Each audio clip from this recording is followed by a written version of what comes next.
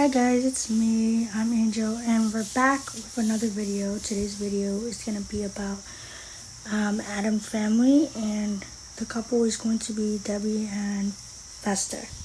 In this video so far, Morticia and Gomez are dealing with now having 3 kids. Morticia has had already Pubert in this movie, and right now she's telling him that she's fine, that she's trying to have it all, and he's worried about her health because of how she had the 3rd child, and they're kind of like fighting. She admits to him that she wishes that she had seeked out the dark forces, and had been doing the whole crusade thing, and they're looking for a nanny now for the baby. So Morticia can just do her own thing, and Debbie comes along as the nanny for the baby, and she's saying that he's adorable, and they say the baby's name is Pubert. She's like, it's filthy, and unknown to them, she just has a master plan in mind for the rest of the family. But for now, she's just trying to get to know the family and enjoy them. She kind of says I love you to the baby, and they kind of realize that they like everything about her because she seems to get along with most of the family members, and Fester is telling things to stop doing that, and she mostly vibes with it. She's just trying to get along with everybody. She says she's good with hands, and then she admits that she really likes the family, and then she sees Fester kind of in the background trying to hide from her, and Morticia's like, hey, come out here so you can say hello. Fester peeks out from underneath the stairs at her. She says hello, and she admits to Morticia, she's like, where do you find him? And find this Adams man. And she's like, Debbie admits that she cannot wait to start working tomorrow, and she wants to just get to know everybody much better. And he's like, why not now? Because the baby just got dropped from where the other siblings are. Debbie essentially starts already her first night or day with the Adams family, and the couple is saying that they're going out, there are all the numbers, and for you to call. Debbie basically sees that the Adams family is leaving with their brother Fester, and they're saying to him to say goodbye to Debbie. He doesn't really say goodbye. Somehow they end up on a double date. Gomez, Morticia, Debbie, and Fester. And then cue the most funniest scene ever, where Morticia and Debbie are in the bathroom talking to each other, and she's like, oh, I can't tell if he likes me. He's like, he does. Fester admits to his brother he doesn't know what to say to her, and Gomez just says the most nicest shit ever. And they come back to the table saying that their noses are powdered, and he says, perfection achieved. We are the most luckiest brothers on earth. We are unworthy of such splendor. And then Fester says the most funniest shit ever. I believe after their date, then we find out that Debbie is a Black Widow. She likes to kill her husbands and take the money and run. Quickly after, Fester goes up to Morticia and Gomez, telling them great news. I have a miracle that happened, and they mention a rash. And it's like, no, it's not that. I'm engaged to Debbie. Dun dun dun. And then Debbie's like showing off a ring, and he's like, that ring, it was our mother's. She was buried with it.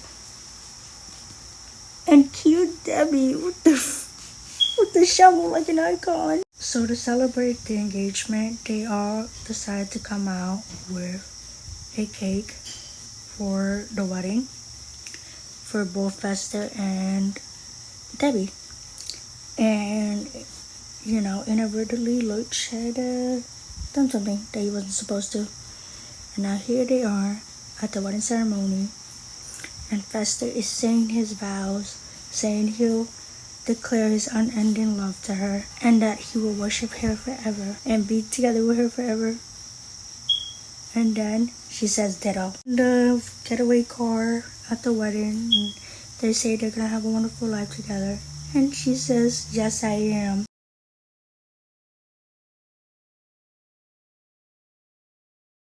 Now time for the second half of the movie, where after being together with Debbie for a while, Fester decides to be separate from his family. And, Gomez and Morticia show up at the house and they say they want to see the both of them together. And she says, welcome to my home. We see my brother, Gomez says, and she says she doesn't want to see any of you or that. Gomez is just not going to take Debbie's words for it. He wants to hear what Fester has to say warmly. And she's like, his lips are busy. Do you want to talk to these people? He's like, Debbie. He's like, go. I don't know why, but I always die at this scene because Debbie got him good. Morticia, she's trying to be empathetic. She's like, alright, I get you, but you married him. But you've gone too far. You destroyed his spirit. You put him under a spell. You took from us. And she's like, I can figure out all that. But then she says the most iconic line ever. And she literally says, but Debbie, what? Pastels? I don't know about y'all, but Debbie gets pissed because of that. And listen, just speaking on her side, pastels is cute. Anybody who's doing this could get unsuspected so fast because they wouldn't believe it. Which I totally get in general anyway as a basis, because Debbie's just absolutely killing it in this role. You can be spooky and still be girly as hell. She is an icon. She is a legend. She is the moment. However, soon after, Gomez and Morticia goes to the police station and they're like, yo, we need this lady arrested. She got my brother abducted. He won't come out of his house or nothing. And the police officer just doesn't believe him. They think that he's being cuckoo. And Gomez right here is just trying to say hey, I'm not having a moment. I'm not, I'm passionate about my brother because I care about him too much. He's taken hostage. I want justice for him. We need to help him out. And because Fester is a man, the police officers don't take him seriously, Unfortunately, Gomez, for his outburst, ends up being in jail for one night, and then Morticia bails him out. And then as they come home, she sees what happened to Pubert, and Pubert is going through a change right now because of the whole separation from Fester and his family. While Debbie and Fester are trying to enjoy their honeymoon, Fester, she says that she's going out to go get the champagne and blows up the house while Fester is in it after she's already tried to electrocute him in a tub with a stovetop. He comes out perfectly fine after she's already said, help, help, pretending to be hurt. Immediately seeing Fester totally okay, she tells him freeze, and he's frozen into place because of how her demeanor has changed. As he's being saddened by her responses, Thing comes to the rescue, driving the car to get this man out of there. Thing literally rescues Fester's ass from being demolished, and they get away in the car, and he comes home to Gomez being saddened and depressed by his brother not being there for him. Gomez, seeing his brother again, is cheered up, and Morticia comments on it until, unfortunately, Debbie comes along and is like, in-laws. Debbie handles all of the family members and gets them shackled to an electrocution machine. And she mentions how her parents did her dirty when she was 10. She wanted a ballerina Barbie, and they got her Malibu Barbie. Morticia, once again, she empathizes and sympathizes with her.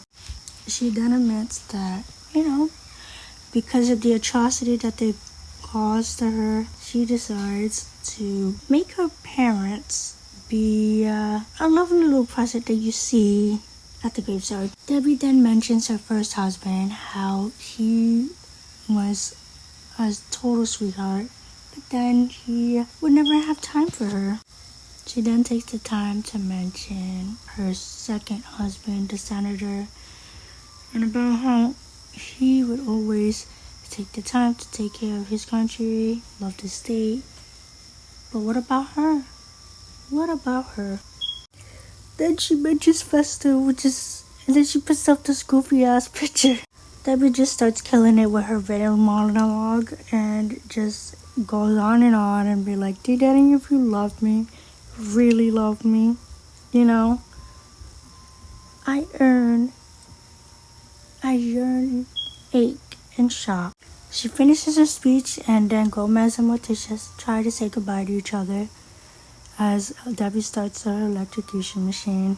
She's getting ready to fight the shit out of these people. Once again, gotta say, icon, legend, moment. They wish her luck with trying to see if she could get them killed. And she runs off with all the money. And unfortunately, right when she goes to press the machine, Pubert saves the day. Soon after they're saved by Pubert, the rest of the family, the kids ask him if he misses Debbie.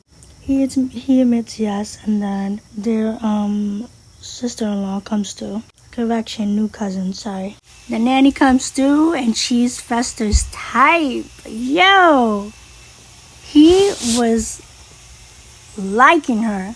And obviously she's digging his vibe as well. They're chilling at the party and stuff.